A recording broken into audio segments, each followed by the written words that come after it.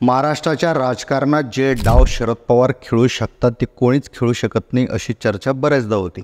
आता लोकसभेच्या निवडणुकीत जी काही समीकरणं झाली त्याच्यानंतरही त्यांच्या नावाचा त्यांच्या नीतीचा मोठा गवगवा झाला, मोठी चर्चा झाली आणि कुठे ना कुठे अजितदादा पवार हे कमी पडतात किंवा शरद पवार यांना ते टक्कर देऊ शकत नाही अशी चर्चा सुरू झाली।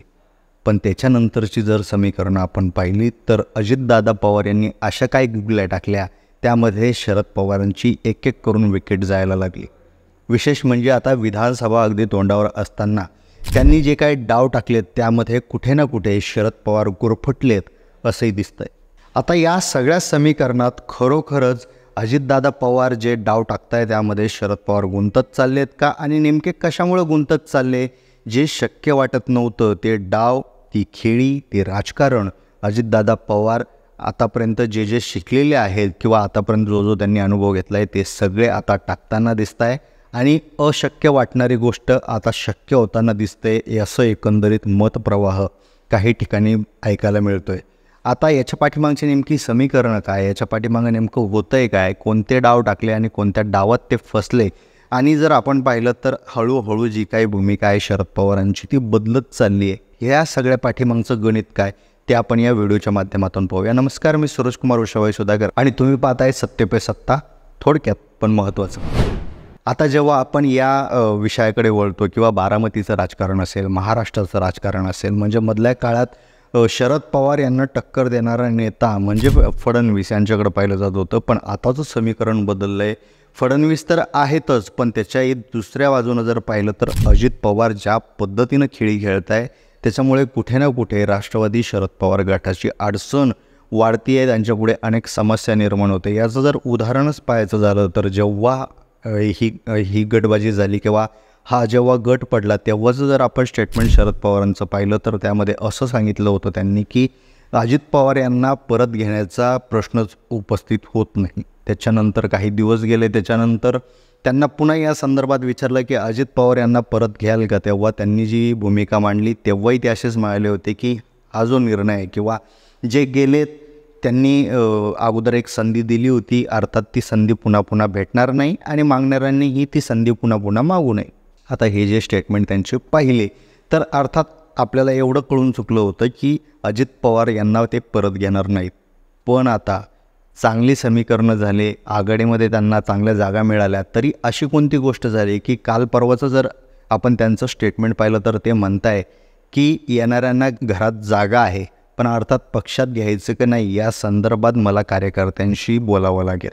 आता मुळात असा प्रश्न निर्माण होतो की ते शरद पवार म्हणतील ती दिशा योग्यच अशी भावना त्यांच्या कार्यकर्त्यांमध्ये असताना त्यांना कार्यकर्त्यांना विचारायची काय गरज? त्यांनी जर सांगितलं की अजित पवार वापस येत आहे आणि त्यांना घ्यायचं आहे तर कोणताही कार्यकर्ता त्यांना विरोध करणार नाही। पण अशाही परिस्थितीत ते जी गुगली टाकताय त्या गुगलीमध्ये ते स्वतःच फसत चालले, कारण की असं वातावरणच अजित पवार किंवा फडणवीस शिंदे यांनी तयार केलं आहे की त्यामध्ये शरद पवार हळूहळू फसत चालले। म्हणजे आपण एक व्हिडिओ केला होता की भुजबळांची गुगली आणि त्यामध्ये त्यांनी कसे अडकलेत, तो आपण व्हिडिओ आपल्या चॅनलवर पाहू शकता। पण त्या संदर्भात अजितदादांनी घेतलेली भूमिका जर पाहिली, कारण की आता काही दिवसांपासून जे काही गुलाबी रंग चालू आहे त्या गुलाबी रंगाचं जर समीकरण पाहिलं तर तिसरी आघाडी कदाचित होऊ शकते असं बोललं जात आहे।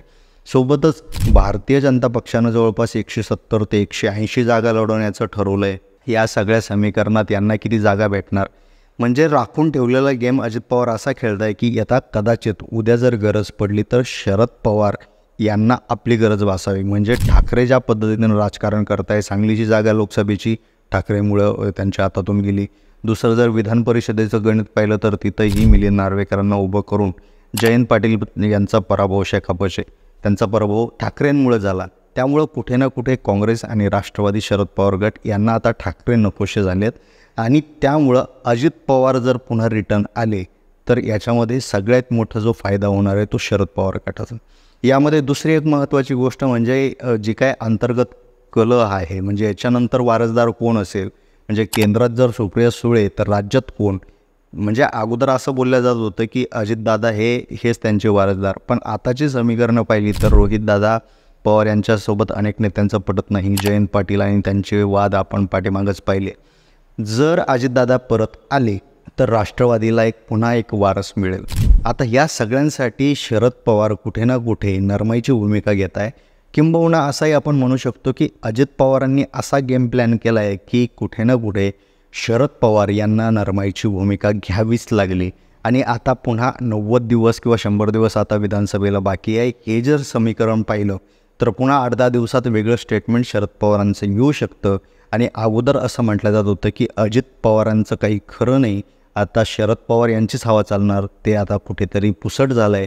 आणि आता अजित पवारांचीच गरज शरद पवारांना आहे असं दिसतंय. आणि त्यामुळंच अजित पवार हे खरे राजकारणातले धुरंधर म्हणायला हरकत नाही, कारण त्यांच्या काकांनाच त्यांनी कुठे ना कुठे चेकमेट केलं आहे. आता खरोखरच अजितदादांनी जे डाव टाकले त्या डावात शरद पवार फसत चालले आहेत. आणि अजित पवार जी काही खेळी खेळत आहे ते कुठे ना कुठे शरद पवारांना भारी पडत आहे का, याबद्दल तुमचं मत काय, कमेंट करून नक्की सांगा. धन्यवाद.